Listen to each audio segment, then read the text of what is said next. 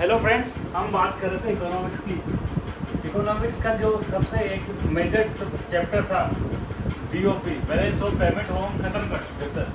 अब इससे रिलेटेड कुछ एक और सब्जेक्ट है जो बेसिकली क्या है वो पढ़ेंगे हम डब्ल्यूटीओ, वर्ल्ड ट्रेड ऑर्गेनाइजेशन, विश्व व्यापार संगठन। विश्व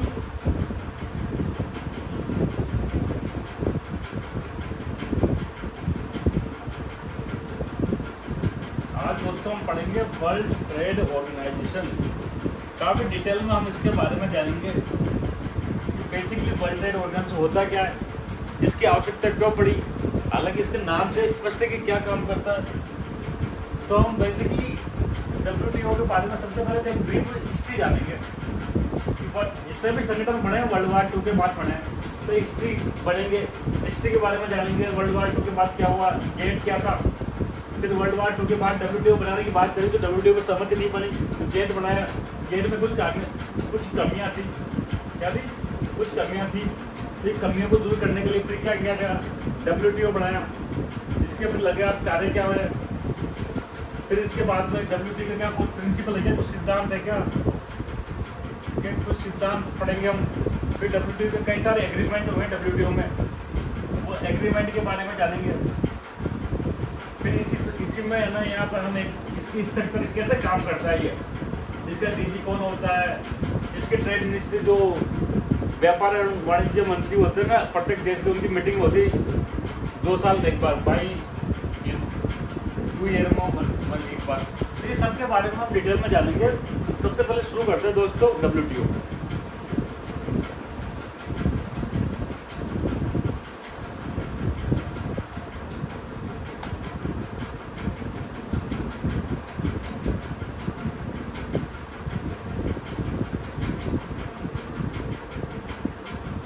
तो दोस्तों डब्ल्यूटीओ तो हम पढ़ेंगे आज।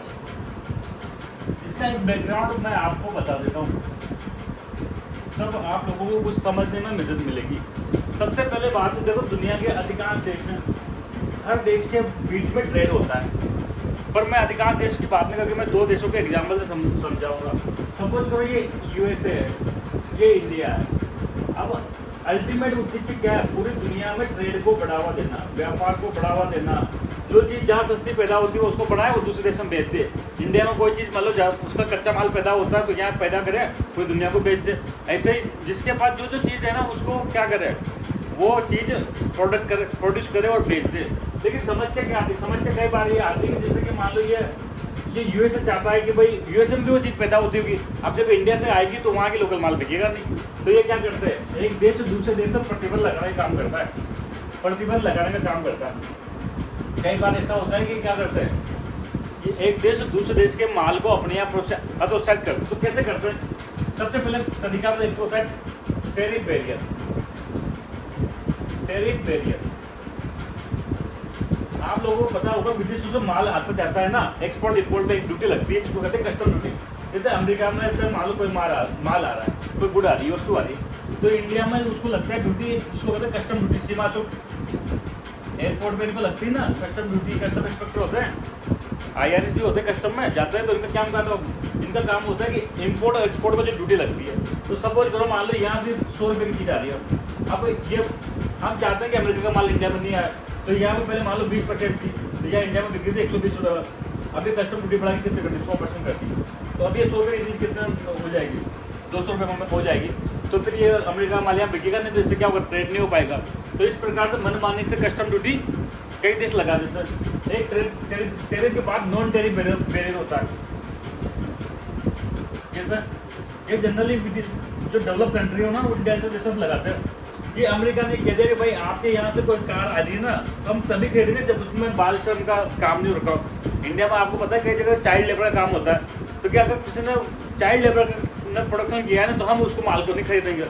या फिर ऐसी टेक्नोलॉजी का प्रयोग किया जिससे जलवायु दूषित होती है, क्लाइमेट खराब हो रही है, या एक कोयले का इस्तेमाल हो रहा है, तो अभी हम माल नहीं लगे।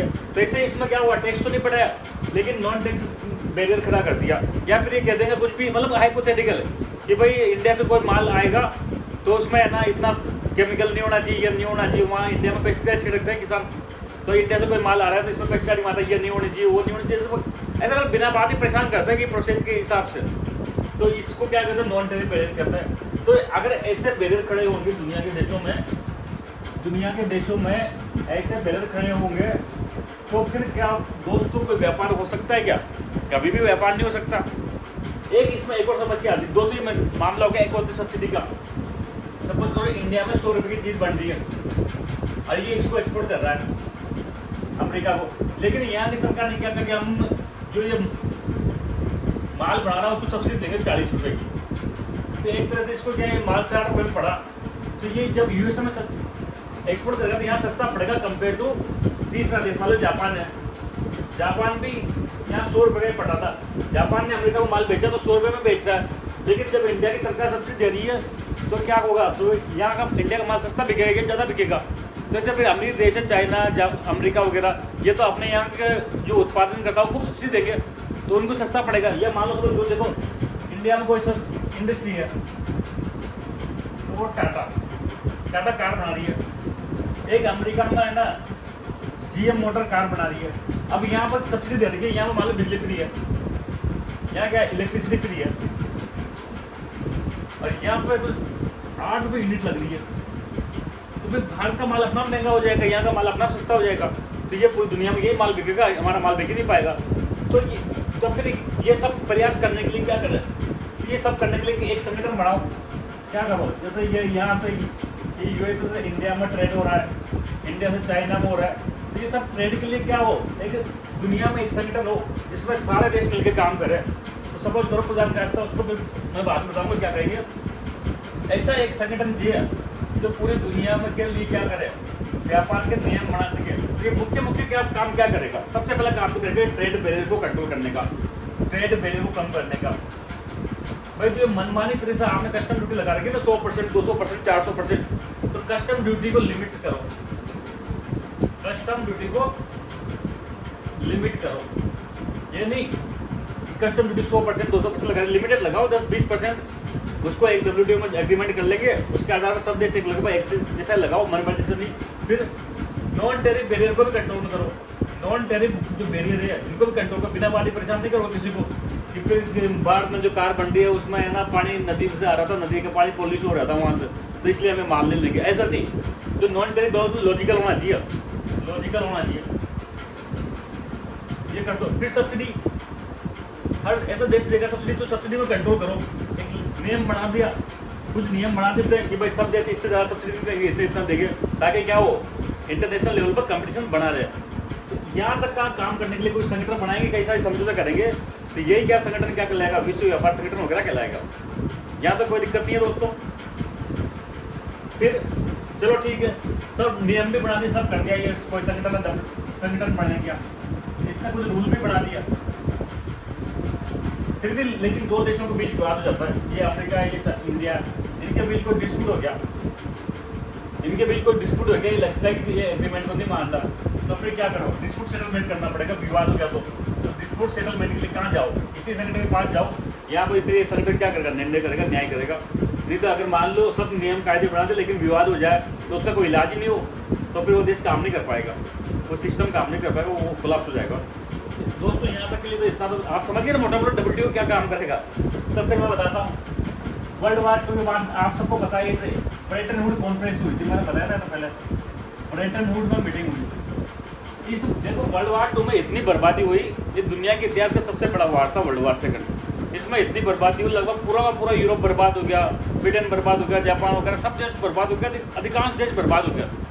तो उसके बाद अकल आ गई, देखो ठोकर खाने से अकल आती है, दवाई खाने बादाम खाने से नहीं आती। तो फिर वर्ल्ड वार 2 के बाद ये यूरोपियन कंट्रीज में ज़्यादातर नेता ये थे लड़ने वाले, अमेरिका तो साइड में था, main Britain, France, Germany, England और क्या कहते हैं इटली, ऐसे देश के नेता थे। तो इनको समझ में अकल आ गई कि भाई लड़ने से काम नहीं चलेगा, हमको क्या करना चाहिए, आपस में आपको दोस्ती करनी पड़ेगी, कोऑपरेशन, एक दूसरे का सहयोग करो, मत करो।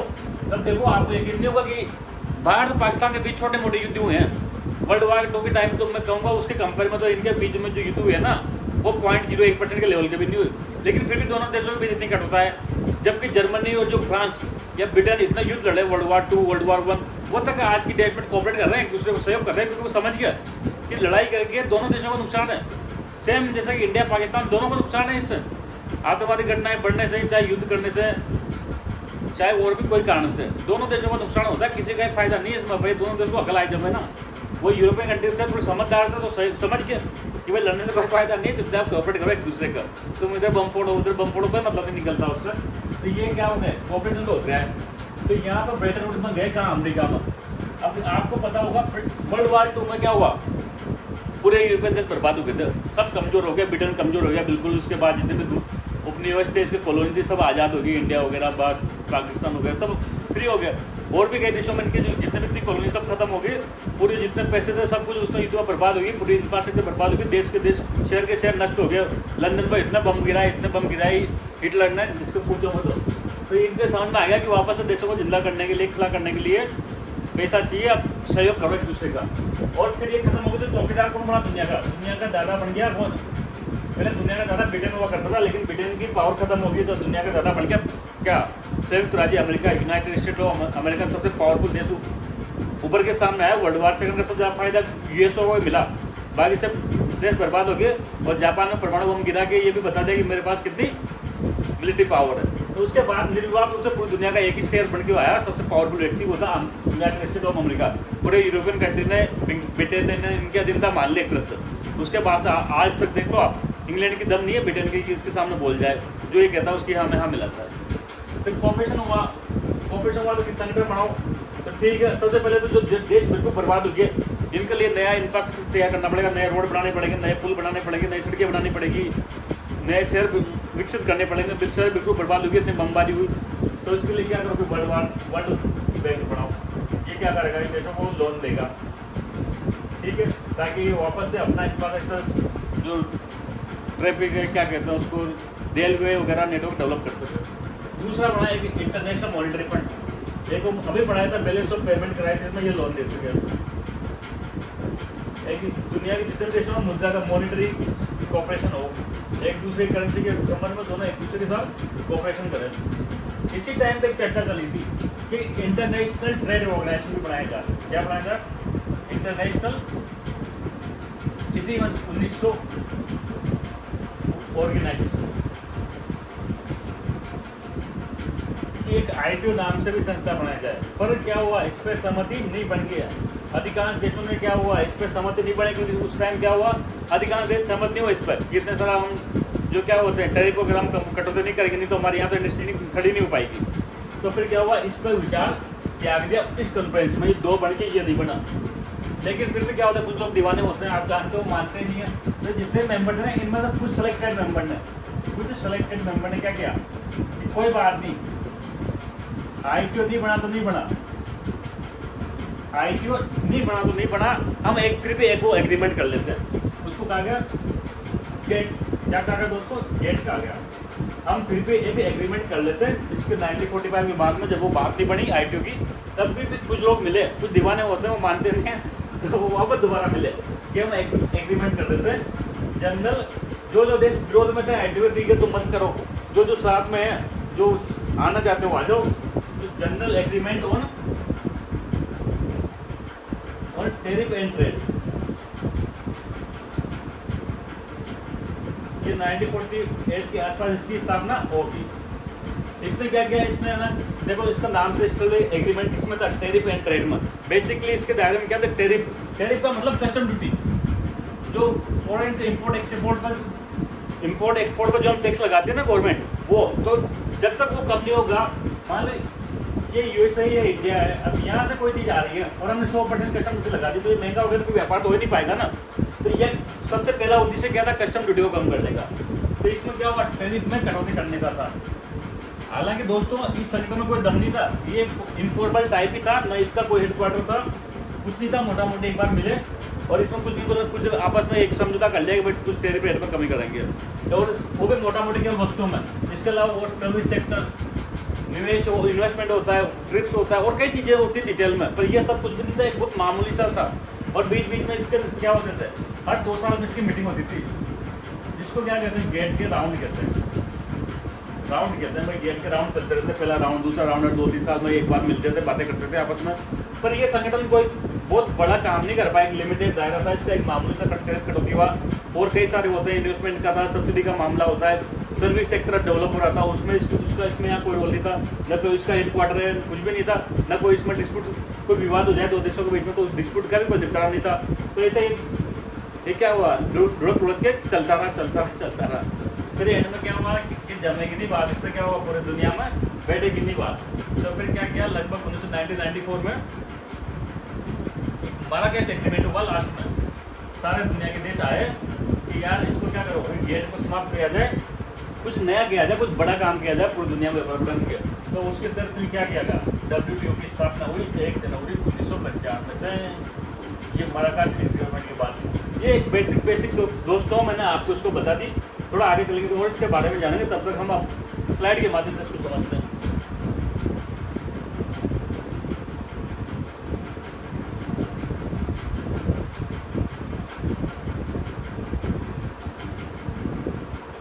WTO इसकी हिस्ट्री देखो, सबसे पहले अपने पढ़ लिया 1994 में क्या हुआ था।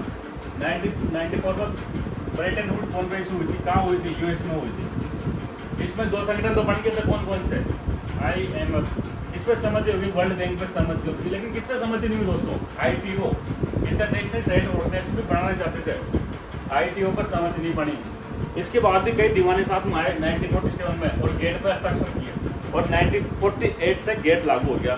गेट की फुल फॉर्म आपको याद होनी चाहिए, जनरल एग्रीमेंट। कौन सा एग्रीमेंट है, जनरल है एग्रीमेंट है, किस पर, टैरिफ पर। ट्रेड बढ़ाने के लिए क्या करना पड़ेगा, टैरिफ करना पड़ेगा, और टैरिफ एंड ट्रेड। तो 1948 में क्या बना, गेट बन गया।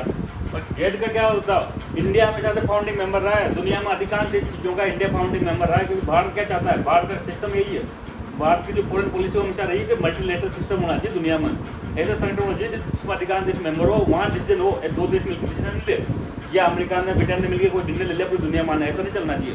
एक मल्टीलेटरल सिस्टम होना चाहिए जहाँ अधिकांश देश ज्वाइन करें, फिर वहाँ पर एक लोकतांत्रिक तरीके से निर्णय हो, तब वो पूरी दुनिया में सिस्टम लागू हो। तो हमारी इंडिया हमेशा से मल्टीलेटरल सिस्टम का सपोर्टर रहा है, ये यहाँ की फॉरेन पॉलिसी का एक मेजर पार्ट है। तो ये मैंने बता दिया, इसने 1948 में काम करना प्रारंभ कर दिया, 84 का। भारत इसका संस्थापक सदस्य था, ये याद होना चाहिए। जब कोई किसी पूछ सकता है तो उसमें ना एक ऑप्शन हो सकता है कि इंडिया जो क्या था, गेट का फाउंडिंग मेंबर था, नहीं था बिल्कुल था। गेट के पर इसका मुख्य काम क्या किया शुरुआत में इसने, जो टैरिफ होता है ना, टैरिफ मतलब कस्टम ड्यूटी, उस कस्टम ड्यूटी को टेक्निकली WTO के पास हम क्या कहते हैं, टैरिफ कहते हैं। मुख्य फोकस केवल सीमा शुल्क में कटौती में था, कस्टम ड्यूटी में कमी था, कस्टम की जो ड्यूटी थी। फिर इसके गेट के राउंड होते थे कहीं बीच बीच में, मैंने बताया 2-3 साल 4 साल में मिलते थे। तो 6 और 7 राउंड में anti dumping duty, non tariff barrier पर भी रहा। फिर कुछ बीच में इसने नॉन टैरिफ बैरियर के बारे में चर्चा करी। ये मुख्यतः क्या है, बेसिकली आयात निर्यात को बढ़ाने, वस्तुओं के व्यापार शुल्क में कमी करने डाली था। ये तो मैंने समझा रखा है, आपको कोई दिक्कत नहीं। फिर इसके बाद बता, गेट के कई सारे राउंड हुए थे। गेट की मीटिंग को क्या कहा जाता है, गेट की मीटिंग होती थी 2 साल में 3 साल में एक बार, उसको क्या कहते थे, राउंड कहते थे, राउंड। गेट की मीटिंग को क्या कहते थे, राउंड कहते थे। जैसे पहला राउंड कब हुआ, 1947 में, वो गया था जेनेवा में, यहाँ तो गेट की स्थापना हो गई थी। फिर दूसरा क्या हुआ 1949 में NAQ में, फिर 1950 में टॉर्किया राउंड, फिर 56 में जेनेवा में दोबारा हुआ जेनेवा राउंड। याद नहीं रखना, बस हमको मोटा मोटी याद रखना कि गेट की मीटिंग को राउंड कहते थे और ऐसा होती थी। फिर डिलन में हुआ, फिर कैनेडी में हुआ, टोक्यो में हुआ, कोई मतलब नहीं है। फिर 8वां राउंड हुआ जो 8 साल तक चला दोस्तों। 8वां राउंड क्या हुआ, 8 साल तक चला, कितना 86 से 94, ये याद रखना बस। लास्ट वाला जो 8 राउंड था, 8th राउंड वो 8 साल तक चला, मतलब मीटिंग चलती रहती है, उसको खत्म नहीं करते। और क्या वो थोड़ी 8 साल तक आदमी में बैठ रहे परमानेंट पर, घर भी आते जाते थे, सब काम होता था। इसमें क्या हुआ, इसमें कुछ उरुग्वे राउंड में क्या किया गया, निर्णय लिया गया भाई कि गेट में ये कमी आ रही है, इसलिए इनको टाइप क्या करो, WTO बनाओ। सबसे पहले गेट में क्या था, वस्तु शामिल थी, सर्विस सेक्टर को उसमें कोई शामिल नहीं था। और जबकि 1994 आते आते पूरी दुनिया में सर्विस सेक्टर का अच्छा खासा वर्चस्व स्थापित हो गया था। एग्रीकल्चर इसमें शामिल नहीं था, तो एग्रीकल्चर को भी शामिल करना चाहिए। दुनिया में एग्रीकल्चर कितना बड़ा माल है, मार्केट है, इतना मात्रा में प्रोड्यूस हो रहा है, उनका भी इम्पोर्ट एक्सपोर्ट होता है। तो फिर उसको इसमें क्यों शामिल नहीं किया करेगा। कोई डिस्प्यूट का सिस्टम नहीं था, डिस्प्यूट हो गया तो क्या इलाज हो उसका, वो नहीं था। कोई लागू करने के लिए कोई संगठन नहीं था, कोई हेडक्वार्टर नहीं था, कोई कर्मचारी नहीं था, कुछ काम करने वाला, वो कैसे इंप्लीमेंट करेगा, ऐसे वहाँ बना दिया। इंटेलेक्चुअल प्रॉपर्टी राइट के भी प्रावधान कर दिया था। ऐसा करके इसमें गेट की कई सारी कमियां उभर के आ गई। 4-5 कमियां आपको याद होनी चाहिए। पूछ सकते हैं कि वो WTO क्यों बनाया गया, तो इन कमियों के कारण बनाएगा। ये कमियां थी, इन कमियों को दूर करने के लिए WTO बनाया एक। और कौन से राउंड के बाद बनाया, तो ये वो होगा उरुग्वे राउंड। उरुग्वे राउंड, तो ये उरुग्वे राउंड की समाप्ति पर कौन सा एग्रीमेंट हुआ दोस्तों? माराकेश में एक एग्रीमेंट हुआ। उरुग्वे की राजधानी है बेसिकली माराकेश। तो ये माराकेश में ये उरुग्वे राउंड चल रहा था, तो यहाँ फाइनल एग्रीमेंट हो गया 1994 में। दुनिया के अधिकांश देश ने मान लिया कि इसको गेट के बजाय WTO किया जाए, इसको गेट को थोड़ा और बढ़ाया जाए दायरा, और विश्व व्यापार संगठन की स्थापना की जाए 1 जनवरी 1995 से आ गया। WTO अस्तित्व में आ गया 1 जनवरी 1995 से। क्या हो गया? WTO अस्तित्व में आ गया, गेट को डिसाइड कर दिया। तो यहाँ तक समझ गए होंगे बात आपको, किस गेट से डेवलपमेंट हुआ WTO का। अब गेट और WTO में एक अंतर देख लेते हैं। जो कमियां थी उसमें वो इसमें नहीं है, यही अंतर। बट इस WTO क्यों लाया गया? गेट, ये गेट था 1994-48 से लागू था, इसके राउंड चल रहे थे। तो 8 राउंड था, कौन सा? Uruguay round. इस राउंड में इसकी कई सारी कमियां तो पहले से हट, लेकिन यहाँ पे चर्चा की गई। ये कमियां को सुधारने के लिए तो क्या लाया? कमियों को सुधारने के लिए क्या बनाया? इसको हटा के WTO। तो WTO बेसिकली इसमें गेट में अंतर ये तो है कमियों का, ठीक है। तो ये उरुग्वे माराकेश एग्रीमेंट हो गया, माराकेश एग्रीमेंट हो गया। तो WTO का एक फॉर्मल संगठन है, मतलब जिसका मुख्यालय वगैरह सब है। WTO का DG होता है, WTO के कई सारे एम्प्लॉय होते हैं, जिसका हेडक्वार्टर जेनेवा में। ये ऐसा कुछ नहीं था, ये तो औपचारिक नहीं था, इसका कोई हेडक्वार्टर था, कुछ नहीं था, बस आपस में चर्चा कर ली, बात खत्म। केवल इसमें वस्तुएं एंड सेवा भी शामिल है।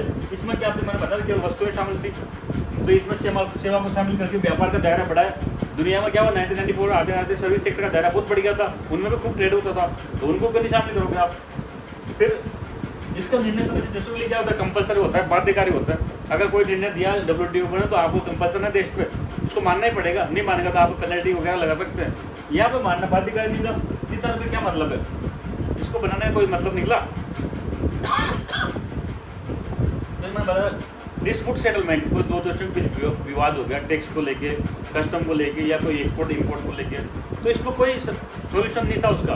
लेकिन यहाँ पर WTO में क्या किया? एक डिस्प्यूट सेटलमेंट बॉडी बनाई है परमानेंट, जो ये इसका एक काम है, दो देशों में कोई डिस्प्यूट हो जाए तो वहाँ WTO में चल जाओ, फिर वो निर्णय देगा, दोनों मानेंगे। यहाँ ऐसा कुछ नहीं था। ये ज़्यादा लोकतांत्रिक है, ज़्यादा पारदर्शिता है। यहाँ लोकतांत्रिक कम लोकतांत्रिकता, कुछ गिने चुने देश इसको चलाया करते थे। समझ गए यहाँ तक? WTO ने अब सीधा बता दिया कब स्थापना हुई इसकी, 1 जनवरी 1995 को। तो बताओ कौन सा राउंड में हुई थी? जो गेट का राउंड चल रहा था, कौन सा नंबर का? 8वां राउंड चल रहा था। कब तक चला था ये? 1986 से 1994, 8 साल चला। तो इसमें 94 में कौन सा एग्रीमेंट हुआ था? इसे WTO बना, बताओ। WTO बना, इसमें हुआ माराकेश राउंड, माराकेश एग्रीमेंट हो गया यहाँ पर। इस मराकेश एग्रीमेंट से क्या किया गया? मराकेश एग्रीमेंट से दोस्तों WTO की स्थापना हुई, जिसका हेडक्वार्टर कहाँ है? तो उन्होंने पढ़ा हुआ जितना भी इंटरनेशनल इंस्टीट्यूशन है ना, उनमें सब बहुसंख्यक के हेडक्वार्टर कहाँ मिलेंगे? तो स्विट्जरलैंड की सिटी है जेनेवा। ये जेनेवा में क्या अंतर्राष्ट्रीय जितने भी संगठन है ना, वहाँ स्विट्जरलैंड की वादियों में जाके बस के मजा, ठंडे प्रदेश में मजे कर रहे हैं। तो ये यहाँ आपको पसंद आ गया। तो ज़्यादा जितने भी बड़े बड़े संगठन है ना, उनके मुख्यालय स्विट्जरलैंड में होना चाहिए।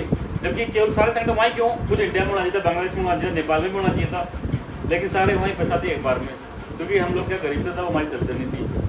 ठीक है। अभी आज की डेट में कुल कितने मेंबर है इसका? 164 मेंबर है, और 200 लास्ट मेंबर था अफगानिस्तान जिसने ज्वाइन किया था। कौन सा था ये याद रखना चाहिए। WTO के आज की डेट में पूरी दुनिया के मेंबर नहीं, देखो वर्ल्ड बैंक में इनमें 189 के आसपास मेंबर है, लेकिन यहाँ कम है थोड़े, कई लोग इसमें जुड़ नहीं रखे, तो नहीं जुड़ रखे। तो आज की डेट में टोटल कितने मेंबर है याद होना चाहिए, 164 मेंबर है, और जिसमें से लास्ट मेंबर जिसने WTO ज्वाइन किया वो था अफगानिस्तान। तो यहाँ तक कोई दिक्कत नहीं होगी मेरे सामने। तो अब हम आगे चलेंगे। WTO के कई सारे सिद्धांत हैं जिसके आधार पर WTO काम करता है। ये बहुत मजेदार सिद्धांत है, आपको मजा आएगा पढ़ सुनने का। सबसे पहला सिद्धांत बताऊंगा आपको, मोस्ट फेवर्ड नेशन।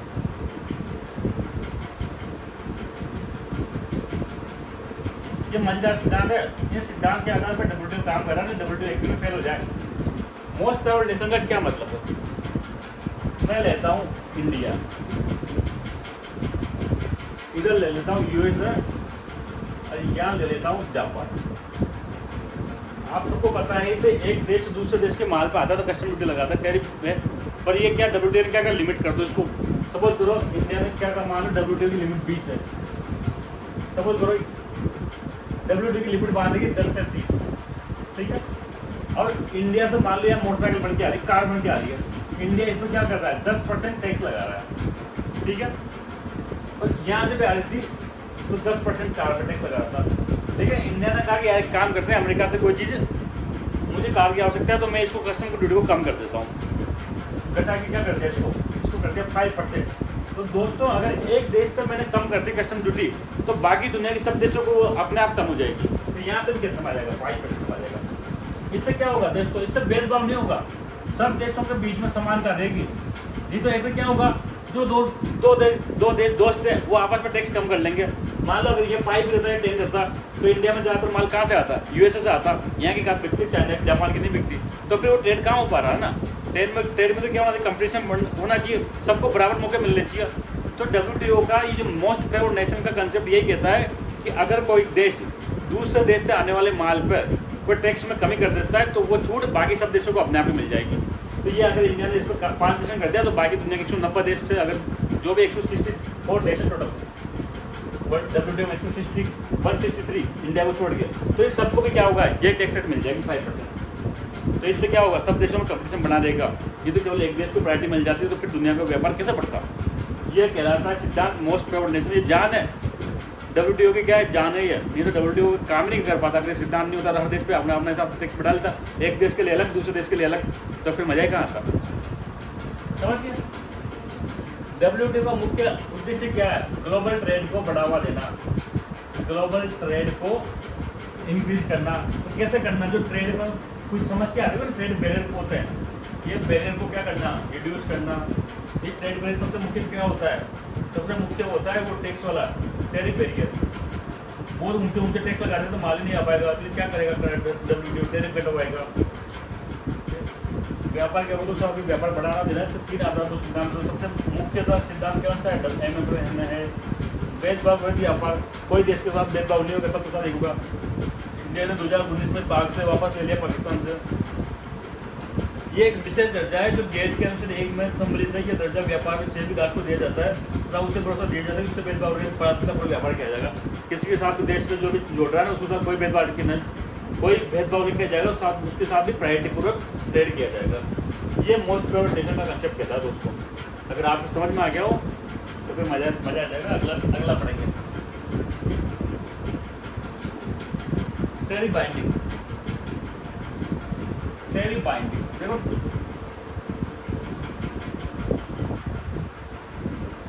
तो 1994 में क्या हुआ ना, जब तक ये WTO पर साइन नहीं हुए थे तब तक ये क्या होता है, जैसे इंडिया है, ये क्या कई सारे टैक्स लगा रहा है, 100% लगा रहा है, USA से आ रहा है, इधर जापान से आ रहा है, कोई और चीज़ तो उस पर 80% लगा रहा है। तो ऐसा ही घटाता बढ़ाता रहता अपने इच्छा से। तो WTO ने क्या, बस सब आप सब कटौती करोगे इस टैरिफ में, अगले 4-5 साल में, 2005-10 साल में कटौती करोगे और अपर लिमिट फिक्स कर दोगे। कितनी करोगे, अपर लिमिट फिक्स कर दोगे कि भाई मैं कोई कार आती है तो 20% से ज़्यादा कस्टम ड्यूटी लगाऊंगा। तो इसे कहते हैं टैरिफ बाइंडिंग, मतलब टैरिफ को बाइंड कर दिया, आप उससे ज़्यादा नहीं लगा सकते। एक लिमिट फिक्स करती है WTO की तरफ से, अगर आपने WTO के कागज़ पर साइन कर दिया तो अब आप इससे ज़्यादा टैरिफ नहीं लगा पाओगे। तो इससे क्या होगा, मन मर्जी प्रकार से कोई भी देश टैरिफ घटा या बढ़ा नहीं सकता। ये दूसरा सिद्धांत लाता टैरिफ बाइंडिंग का। समझ गए आप, टैरिफ बाइंडिंग की टैरिफ अधिकतम सीमाएं से ज़्यादा टैरिफ नहीं लगाया जा सकता। तो इससे क्या होगा, देशों पे कंट्रोल होएगा कि वो एक टैरिफ का क्या होगा, ज़्यादा नहीं बढ़ा पाएंगे तो टैरिफ को कंट्रोल रखेंगे। एक होता है नेशनल ट्रीटमेंट। ये क्या होता है, जैसे इंडिया है तो हम तो एक ही एग्जाम्पल लेंगे इंडिया से, अमेरिका से। मान लो यहाँ तो कुछ कार इम्पोर्ट कर रहा है, अब ये कार इंडिया में आ गई, लेकिन फिर भी क्या होता था, देश कोई चीज़ आ जाती है ना इंडिया में तो भी इसके साथ भेदभाव कर देता है, अरे ये तो विदेशी है, विदेशी चीज़ है, विदेशी माल है। तो ये नेशनल ट्रीटमेंट यही कहता है कि अगर एक बार कोई चीज़ इंडिया में आ गई देश में इम्पोर्ट वाली में, तब फिर आप उसके साथ विदेशी व्यवहार नहीं करोगे, वो आपको देशी माननी पड़ेगी। ये भी मेरे देशी जैसी है, आप उसके खिलाफ बयानबाजी नहीं करोगे। नहीं तो कोई नेताजी प्रधानमंत्री बोल रहा है कि भारत में कार तो आ गई लेकिन उसको नहीं खरीदना, ये नहीं करना, तो इस प्रकार से नहीं चलेगी बात। एक बार कोई देश इंपोर्ट होगी, जब तक इंपोर्ट नहीं हो तब तक आप उसको उद्देश्य मानोगे, यहाँ तक भी मानोगे, यहाँ तक मानोगे, टैक्स भी लगाओगे इस पर। लेकिन जैसे वो एक बार इंडिया में टैक्स भर के इंडियन में घुस गई, तब आप उसको जो से और दूसरी कंपनी के साथ व्यवहार करते हो डोमेस्टिक, वैसा ही व्यवहार उस वस्तु के साथ करोगे। ये कहलाता है नेशनल ट्रीटमेंट। नेशनल ट्रीटमेंट का कंसेप्ट कहता है फॉरेन प्रोडक्ट देश में आने पर यह उनके साथ घरेलू उत्पादों से व्यवहार किया जाएगा। Common but differential and special and differential treatment, ये हम बाद में पढ़ेंगे दोस्तों। पर इसका कुछ अपवाद भी है।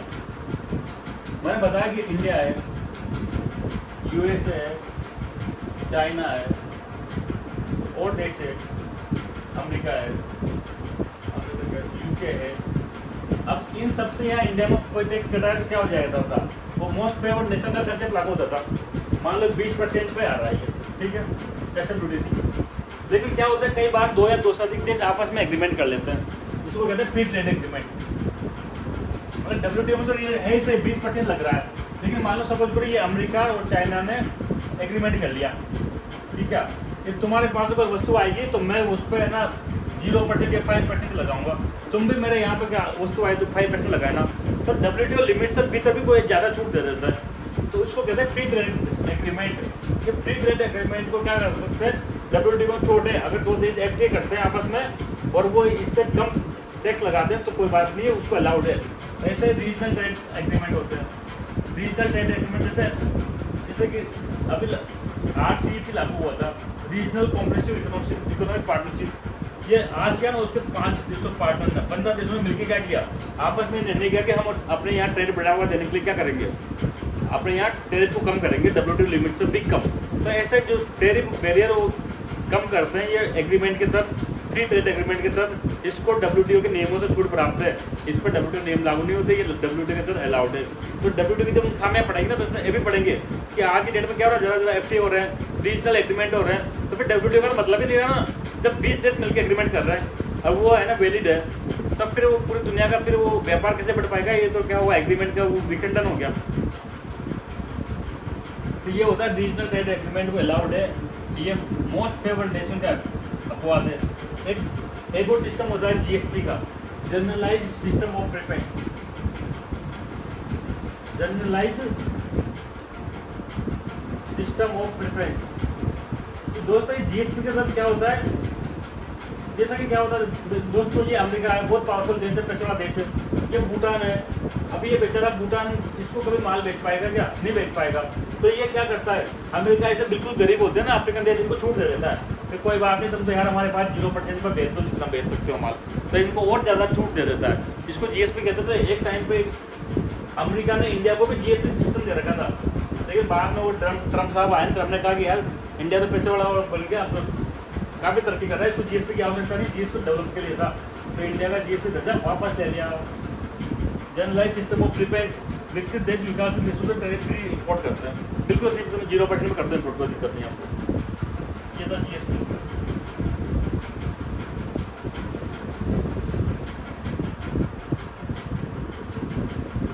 एक होता है एंटी डंपिंग और काउंटर वैलिंग। अब समझो बात,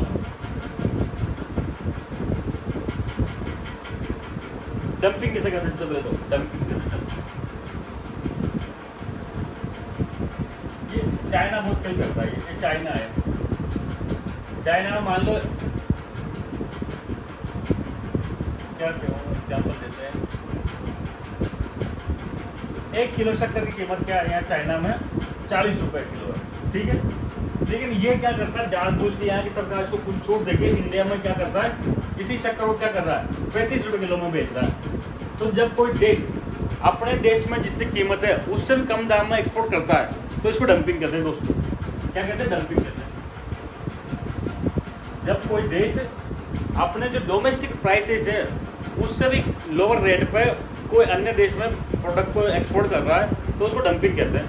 अब बताओ 40 रुपये इंडिया की एवरेज देख रहे हो, तो इंडिया में भी 40 होगी। तो जब ये सस्ता बेच रहा है कुछ सब्सिडी वगैरह से, तब तो फिर ये तो क्या होगा, इंडिया का तो माल कंपटीशन नहीं कर पाएगा, सब्सिडी कंपटीशन खत्म हो जाएगा। तो फिर ऐसी स्थिति में WTO ने क्या कर रखा है, अब ये तो गलत हो जाएगा। तो WTO ने पावर दे रखी है, WTO ने क्या कर रखा है कि अगर आपको लगता है कि ये ऐसा कोई डंपिंग कर रहा है तो आप क्या करो, इस पर अलग से एक और कर लगा दो, एंटी डंपिंग ड्यूटी। जितना डंपिंग कर रहा है ना उतना की dumping duty, anti dumping duty लगा दो। कैसे लगा दो, जैसे मान लो हमको पता है चाइना में 40 रुपये किलो है, ये 35 में बेच रहा है तो 5 रुपये की एंटी डंपिंग बता दो ताकि 40 हो जाएगी। बात खत्म, तो ये डंपिंग का प्रभाव खत्म हो जाएगा। लेकिन ऐसा नहीं लगा सकते हवा में, किसी ने भी कह दिया कि वो डंपिंग कर रहा है, डंपिंग कर, पहले रिसर्च करनी पड़ेगी, पहले पता करना पड़ेगा। तो भारत सरकार का एक संगठन है कॉमर्स एंड इंडस्ट्री मिनिस्ट्री में, director general of trade remedy, DGTR करके संगठन है, director general of trade remedies, commerce and industry ministry. ये जांच करेगा, फिर रिकमेंड करेगा, और फिर कौन लगाएगा, वित्त मंत्रालय लगाएगा। देखो आपको पता ही जितने भी टैक्स है ये सब लगाने का काम किसका होता है, वित्त मंत्रालय का होता है। तो जो ये एंटी डंपिंग ड्यूटी है ना, वो कॉमर्स एंड इंडस्ट्री मिनिस्ट्री जांच करेगा और फिर उसको लगा देगा। समझे बात यहाँ तक, समझ के डंपिंग दोबारा बताओ। चाइना में 40 रुपये किलो चीज बिक रही है, इसने क्या किया, इंडिया में 35 में बेच दिया, ठीक है, इंडिया में। अभी 5 रुपये कहाँ से आएगा, तो भारत सरकार ने WTO ने पावर दी, WTO ने क्या पावर दी, तो 5 रुपये क्या करो तुम, एंटी डंपिंग ड्यूटी लगा दो।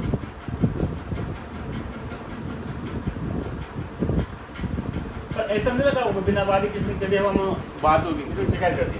पहले आपको प्रूव करना पड़ेगा, इंस्पेक्शन जांच करनी पड़ेगी। तो जांच का काम कौन करता है, एक कॉमर्स एंड इंडस्ट्री मिनिस्ट्री है भारत सरकार की, कॉमर्स एंड इंडस्ट्री मिनिस्ट्री, उद्योग एवं वाणिज्य मंत्रालय का एक संगठन है। कौन सा, वो होता है director general of trade remedies, director general of, याद रखिए नाम इंपोर्टेंट है, director general of trade remedy. इसके पास शिकायत जाएगी, फिर ये जांच करेगा।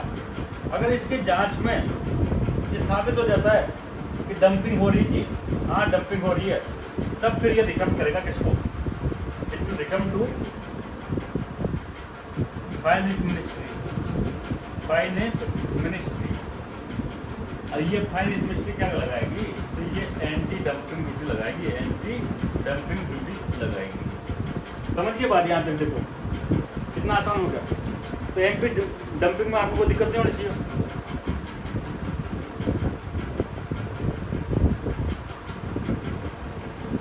ठीक है, ऐसा नहीं लगाएंगे पढ़ाओ में, संस्था द्वारा DGTR रिसर्च करके साबित करा हुआ कि डंपिंग हो रही है। ऐसा नहीं किसी ने कह दिया, मैंने कहते जाके कंपनी सिस्टम के बाकी चाइना डंपिंग कर रहा है, ऐसा नहीं होगा हम कहने से। पहले आप वहाँ DGTR के पास शिकायत करोगे, DGTR पे जांच करेगा, वहाँ चाइना में क्या रेट चल रही है, फिर उसको करेंसी एक्सचेंज से उसको मैच करेगा, सब कुछ रिसर्च करेगा, फिर साबित हो गया कि हाँ ये चाइना डंपिंग कर रहा है, तभी एंटी डंपिंग ड्यूटी लगा सकते हैं। और ये अलाउड है, ये अलाउड है WTO में एंटी डंपिंग ड्यूटी लगाना, कोई गलत बात नहीं है, मतलब एक्स्ट्रा ड्यूटी है पर ये अलाउड कर रखी है। एक तरह से ये क्या जो जनरल नियम है ना उसका अपवाद है। ठीक है, यहाँ पर अब एक बार हम इसकी मोटा मोटी क्या देखेंगे, स्ट्रक्चर देखेंगे। देखो इसकी स्ट्रक्चर बेसिक 3 टियर की स्ट्रक्चर होती है।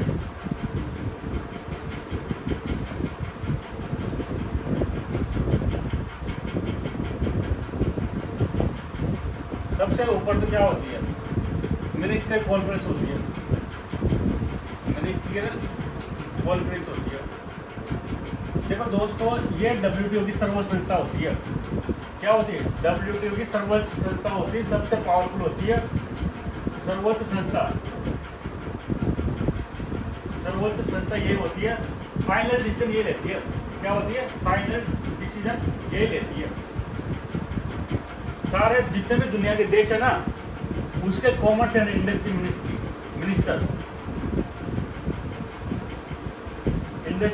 इसके पार्ट होते हैं।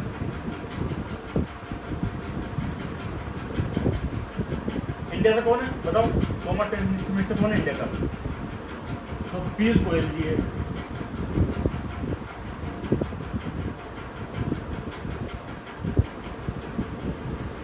और 2 साल में एक बार मिलती है, 2 साल में एक बार मिलती है, बारंबार नहीं मिलती है। तो देखो दोस्तों, हमने पहले बताया कि जो WTO का बेसिकली 3 टियर स्ट्रक्चर होता है। WTO का सर्वोच्च संस्था, जो सर्वोच्च निर्णय लेने वाली संस्था होती है, उसकी मिनिस्ट्रियल कॉन्फ्रेंस, मंत्री स्तर का सम्मेलन होता है। दुनिया के सभी देशों के मंत्री आते हैं, 2 साल में एक बार मिलते हैं, वो फाइनल निर्णय लेते हैं। डे टू डे का काम तो ये जनरल काउंसिल वाले करते रहते हैं। ये तो क्या होता है, 2 साल में एक बार मिलते हैं, 2, 5, 10 दिन के लिए, और वहाँ पर फिर पूरा जो पहले से प्रस्ताव तैयार होकर आते हैं उस पर निर्णय लेते हैं। पूरी दुनिया के जितने भी इसके सदस्य हैं ना, 164 देश, उन सबके कॉमर्स एंड इंडस्ट्री मिनिस्टर क्या करते हैं, इसमें पार्टनरशिप, इसमें क्या करते हैं, इसमें शामिल होते हैं, इसके पार्ट होते हैं। और ये हर 2 साल में एक बार मीटिंग होती है इसकी, ये आप समझ होंगे।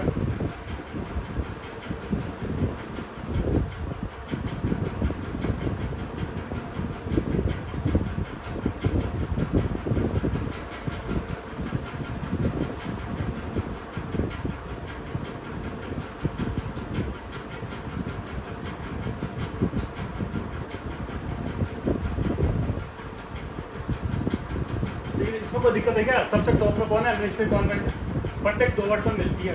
अभी 12वीं खत्म हुई थी, शायद 12वीं या 13वीं भी देख लेंगे। समझ देशों के मंत्री होते हैं, भारत से कौन जाता है, पीयूष गोयल जाता है। फिर इसके नीचे कौन होता है? तो एक जनरल काउंसिल होती है। क्या होती है? जनरल काउंसिल होती है। देखो ये बता दिया मिनिस्ट्री कॉन्फ्रेंस, इसके नीचे क्या होता है? जनरल काउंसिल होती है।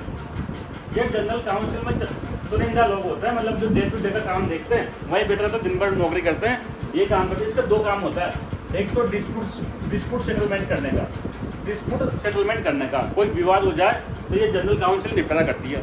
और दूसरा होता है ट्रेड पॉलिसी रिव्यू का।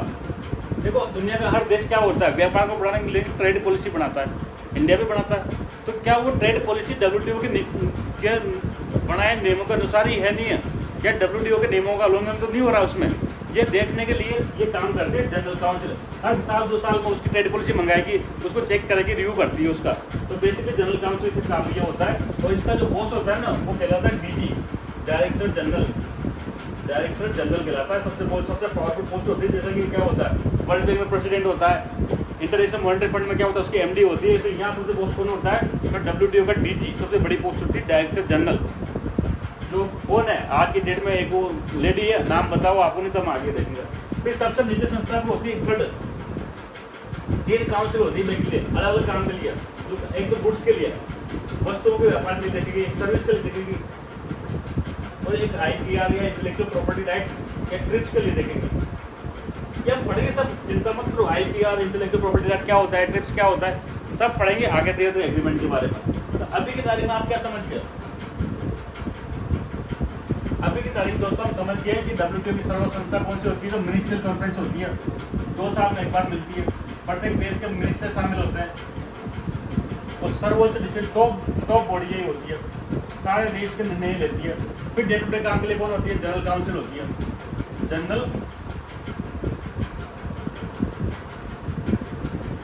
काउंसिल होती है। इसके 2 काम होते हैं, एक तो ट्रेड पॉलिसी का रिव्यू करना, एक कोई विवाद हो जाए ना तो यही जाता है, वो डिस्प्यूट सेटलमेंट का मैंने बताया था ना, यही जाता है, डिस्प्यूट सेटलमेंट बॉडी का काम करता है। इसका बॉस क्या होता है? डायरेक्टर जनरल होता है। थर्ड होता है, 3 काउंसिल होती है जो अपने अपने क्षेत्र में काम करती है। एक ट्रेड के लिए होती है, एक सर्विसेज के लिए होती है, और एक किसके लिए होती है, एक होती है वो ट्रिप्स के लिए। ये 3 काम करती है, 3 काउंसिल होती है। यहाँ तक कोई दिक्कत है क्या? कोई दिक्कत नहीं है। यहाँ पर तीनों समझिए अपना ढंग से, दोबारा हम देख लेंगे। मिनिस्ट्री कॉन्फ्रेंस 2 वर्ष के लिए, जनरल काउंसिल के 2 काम होता है, ट्रेड पॉलिसी होगा, डिस्प्यूट सेटलमेंट बॉडी का। डिस्प्यूट किसी को डिस्प्यूट होगा तो वो यही जाएगा जनरल काउंसिल में, जिसका DG होता है। 3 काउंसिल होते हैं जो अपने अपने क्षेत्र में काम करते हैं, उसकी सर्विस की, IPR की।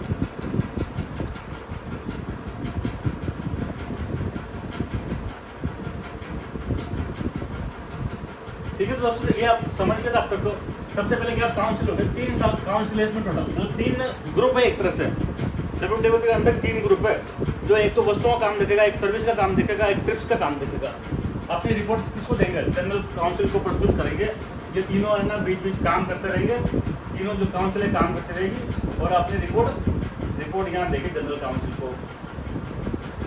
इसमें जनरल काउंसिल का हेडक्वार्टर, हेड ऑफिस कौन होता है? हेड, वो DG होता है, डायरेक्टर जनरल। और आज की डेट में एक लेडी है, वो भी अफ्रीका से, और जो पहली लेडी बनी है DG WTO की, और पहली कौन बनी है? अफ्रीकन बना। सबसे पहला कौन था? पीटर सदरलैंड था 1995 में, उसको हमको प्रेजेंट नहीं पढ़ना। आज की डेट में जो WTO का डायरेक्टर जनरल दोस्तों, नगोजी ओकोंजो-इवेला। नगोजी, हो सकता है मेरा प्रोनाउंसिएशन गलत हो, क्योंकि मुझे कोई अफ्रीकन लैंग्वेज का नाम होगा तो मुझे अफ्रीकन नहीं आती। Ngozi Okonjo Iweala, Ngozi Okonjo Iweala Nigerian lady है, नाइजीरियन की है। अब आप लोगों ने देखा होगा इनको, कभी कई बार फोटो देखा होगा न्यू का, तो आज गूगल पे इमेज डालना है इनकी।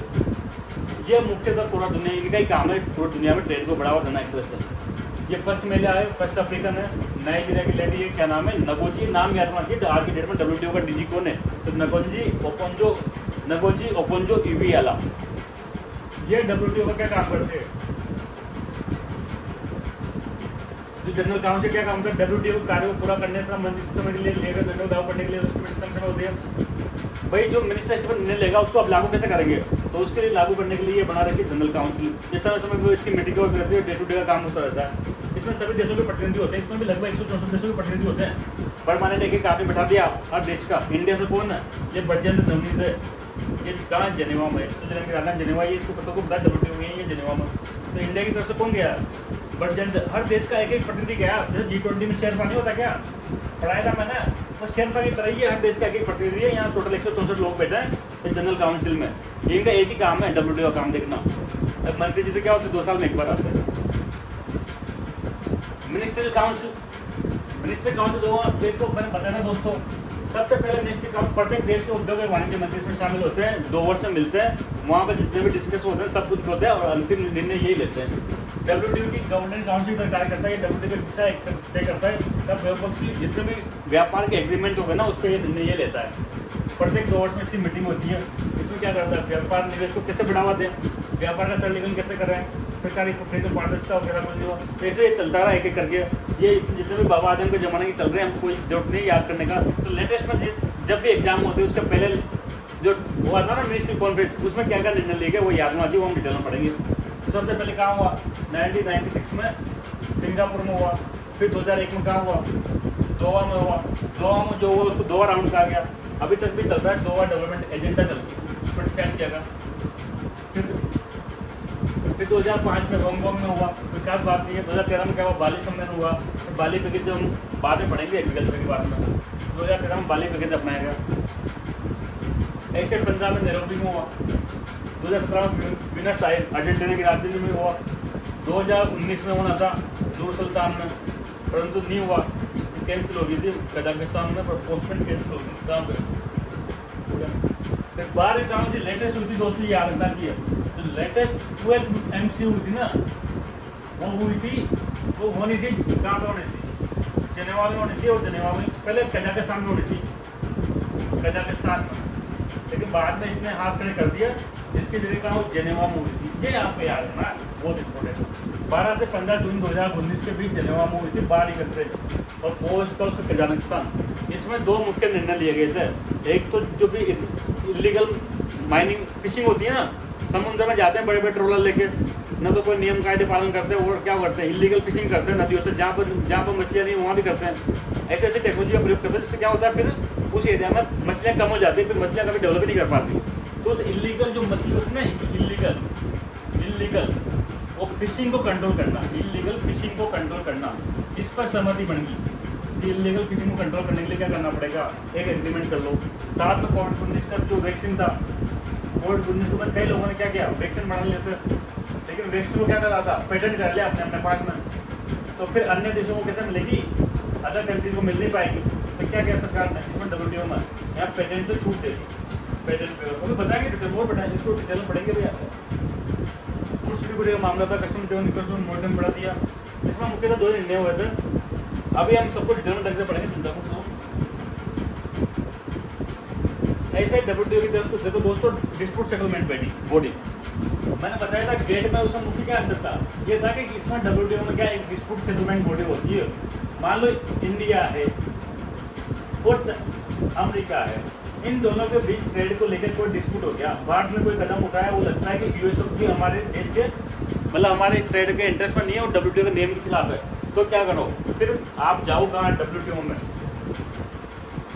WTO कहाँ जाओ? Dispute settlement body. तो डिस्प्यूट सेटलमेंट बॉडी कौन सी होती है WTO की? वो होती है जनरल काउंसिल। ये जनरल काउंसिल में जाना पड़ेगा आपको। WTO की जनरल काउंसिल क्या करती है? DSP के रूप, डिस्प्यूट सेटलमेंट बॉडी के रूप में कार्य करती है। किसी को भी विवाद हो जाओ तो वहाँ जनरल काउंसिल में चल जाओ, DSP में चल जाओ, अब ये डीएसपी के ऊपर है, उसको क्या करे, डीएसपी जनरल क्या करता है, एक है ना, एक पैनल बना देती है एक्सपर्ट का, क्या करेगी, एक्सपर्ट लोगों का एक पैनल बना देती है, दो जैसे 3 जज टाइप का, फिर ये जो रिपोर्ट देगा ना उसके आधार पर निर्णय देगी, मैटर के आर्बिट्रेशन भेज सकती है, या तो क्या करो आपस में है ना इंटरमीडिएट में निपटारा कर लो, या फिर एक पैनल बना देगी, डिस्प्यूट सेटलमेंट पैनल के इस्तेमाल करेगी, जो निर्णय लेगा उसको लागू होगा। फिर अगर मान लो डिस्प्यूट सेटलमेंट बॉडी में कोई निर्णय हो गया, मान लो इंडिया जीत गया, तो अमेरिका को दिक्कत होगी, तो अमेरिका क्या चाहेगा, जिसको एक बार मौका मिलता ना कोर्ट में, एक बार सीधा उधर पे अपील कर देते हैं हाई कोर्ट में, तो ऐसे एक अपीलेट बॉडी भी बना रखी है, क्या कर रखी है, अपीलेट बॉडी बना रखी है, अपीलेट बॉडी बना रखी है। ये अपीलेट बॉडी में लगभग 7 सदस्य होते हैं, कोई जो भी यहाँ डिस्प्यूट करना में संतुष्ट नहीं है वो यहाँ अपील कर सकता है। परंतु सबसे बड़ा विवाद की बात यह है कि आज की डेट में ये है ना, ये काम नहीं कर रही, क्योंकि क्या कर रहा है, इसमें जज नहीं है, जज जो मेंबर है ना वो नहीं हो रहे, जज क्यों नहीं हो रहे, क्योंकि अमेरिका बढ़ना नहीं दे रहा, अमेरिका नया नया जज के अपॉइंटमेंट का विरोध कर रहा है, अमेरिका को आज की डेट में लग रहा है कि WTO उसके अगेंस्ट काम कर रहा है, इसलिए इसमें टांग कटा रहा है वो। अपीलेट बॉडी 7 सदस्य बॉडी होती है, जिसके कोरम 4 होता है, 4 कोरम चाहिए, द रूलिंग फाइनल बाइंडिंग। अभी यहाँ जो रूल रहेगा ना वो फाइनल होता है, ये सुप्रीम कोर्ट टाइप हो गया, सुप्रीम कोर्ट में अपील कर देता है, 4 ही इसके लिए अपॉइंटमेंट होते हैं। इसमें जल्दी नियुक्ति WTO मेंबर की सहमति से होती है, W के जितने मेंबर है ना सहमत हो तभी होता है। जिस राज्य की नियुक्ति के नियम पे वीटो किया जा रहा है, नई नियुक्ति कमेटी पर से अभी फंक्शन नहीं कर पा रही। अब दोस्तों ये WTO के एग्रीमेंट हम बाद में पढ़ेंगे, तब तक के लिए थैंक यू, जय हिंद।